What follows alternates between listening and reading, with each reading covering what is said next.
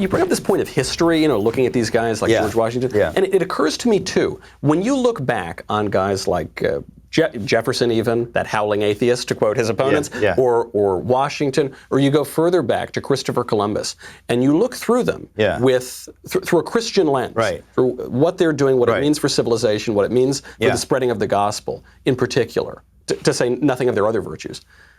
You have a different outlook on them than if you look back on these guys through the lens of explicit Marxism, which we're seeing today, through the lens of an understanding of human nature that is totally at odds with what our founders believed and with what happens to be the truth. It's that religious view, whether it's the secular religious view or otherwise, it's that religious view that gives color to these historical figures. So is it any surprise they tear down the statues? Well, you're right, and that's the point, is that they stood for all of those things. And really, we're talking about a war on the West and a war on God.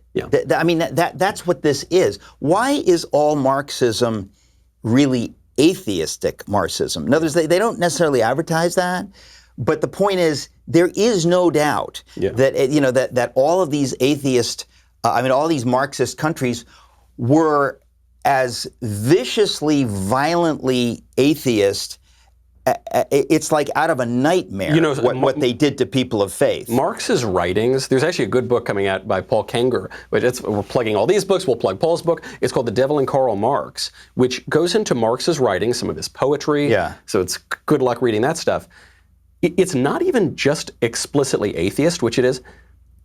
It's demonic. It's satanic and it's demonic. Look, it is. Let's not, we don't have all the time in the world. Let's cut to the chase. That is correct, okay?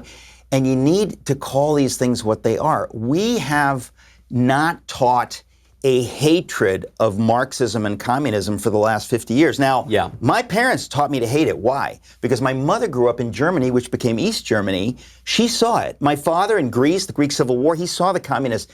They knew the deep wickedness and the deceit of communism. And they taught me to understand that this is not anodyne, this is not harmless, this is a vicious enemy. And we now have enough young people in America that never really got that. And all they focus is on what's wrong with America. And I'm here to say that Black Lives Matter, the organization, and that whole thing, and Antifa, they are vicious cultural Marxists, and their enemy is the God of the Bible. I talked about in Moby Dick, Herman Melville talks about Ahab, who's like this demonic figure. He's animated by rage. What is this rage? And at some point in the book, he says he wants to strike through the mask of the sky. He basically wants to kill God. He's so angry.